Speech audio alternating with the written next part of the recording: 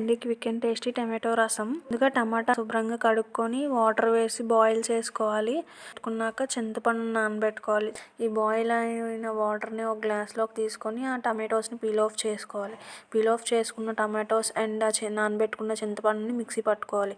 Mixie పట్టుకున్న ప్యూరీని ఒక బౌల్లోకి తీసుకొని స్టవ్ ఆన్ చేసి మళ్ళీ గిన్నె పెట్టుకొని అందులో మనం టమాటోస్ బాయిల్ చేసిన వాటర్ని అండ్ టమాటో ప్యూరీని యాడ్ చేసుకొని సాల్ట్, ధనియా పౌడర్ అండ్ కారాన్ని యాడ్ చేసి బాగా మరగనివ్వాలి. మరిగిన తర్వాత మనం తాలింపులకు రెడీ చేసుకుందాం. అది బాగా మరిగిన తర్వాత అది గిన్నె పక్కన పెట్టుకొని మనం తాలింపులు రెడీ చేసుకొని ఫస్ట్ గ్రీన్ చిల్లీస్, ఆనియన్స్ బాగా ఫ్రై అయిన తర్వాత ఎండుమిరపకాయలు, వెల్లుల్లిపాయలు, జీలకర్ర, ఆవాలు ఇవన్నీ వేసుకొని మంచిగా ఫ్రై అయిన తర్వాత పక్కన పెట్టి మనం ముందు పక్కన పెట్టిన గిన్నెని మళ్ళీ స్టవ్ మీద పెట్టుకొని తాలింపుని అందులో యాడ్ చేసుకొని లాస్ట్లో కొత్తిమీర యాడ్ చేసి గార్నిష్ చేసుకోవడమే.